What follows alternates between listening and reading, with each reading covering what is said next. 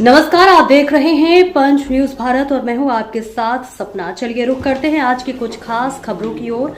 अगर आपको हमारी खबर पसंद आई है तो चैनल को सब्सक्राइब करें। और आपकी नफरत की राजनीति रुक नहीं रही है, वो असीमित है, उसकी कोई सीमा नहीं है। पहले हिंदू को मुसलमान से लड़ाओ, फिर हिंदू को सिख से लड़ाओ, फिर हिंदू को ईसाई से लड़ाओ, फिर हिंदू को हिंदू से लड़ाओ, जाट को गैर जाट से लड़ाओ, मराठा को गैर मराठा से लड़ाओ, दलित पिछड़े सवर्ण को आपस में लड़ाओ।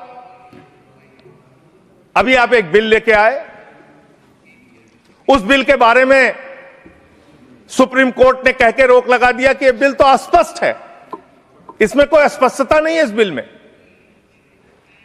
आप क्यों ऐसा बिल लेके आए जिसके कारण से पूरे देश का माहौल खराब हुआ? आपने झगड़ा कराया दलितों यूजीसी का बिल, और आप इक्विटी बिल जो लेके आए, आपने कहा इक्विटी कमेटी जो बनेगी उसको लेके आपने जो इक्विटी कमेटी बनाई उसमें तमाम बातें आपने ऐसी लिखी, पूरे देश में आपने झगड़े का माहौल क्रिएट किया। आप कभी भी और कहीं भी दलितों और पिछड़ों और आदिवासियों के हितैषी रहे ही नहीं है। आपका संगठन, आपकी विचारधारा, आपकी मातृ संस्था आरएसएस, वहां तो 100 साल तक आज तक एक भी दलित, पिछड़ा और आदिवासी आरएसएस का प्रमुख नहीं बना। यह सच्चाई है आपकी।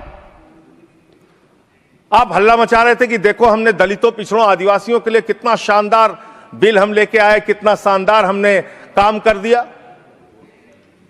सुप्रीम कोर्ट ने उस पर रोक लगा दिया। सुप्रीम कोर्ट ने कहा कि यह बिल अस्पष्ट है। आपने इस देश के अंदर विश्वविद्यालयों में आरक्षण को खत्म किया है, यह सच्चाई है मान्यवर।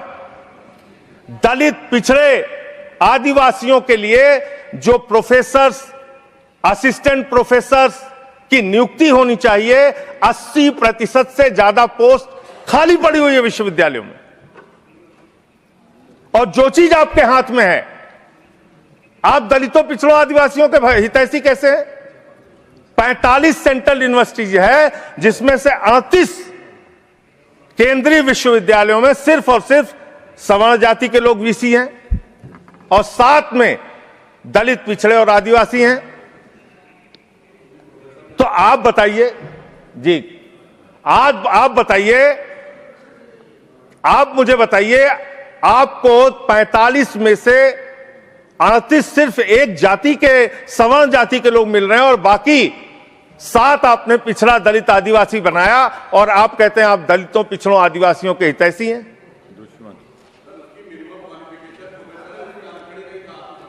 किसमें? मैं वीसी की बात कर रहा हूं, वीसी की बात कर रहा हूं, वीसी की बात कर रहा हूं। वीसी की नियुक्ति आप करते हैं, वीसी की नियुक्ति आप करते हैं।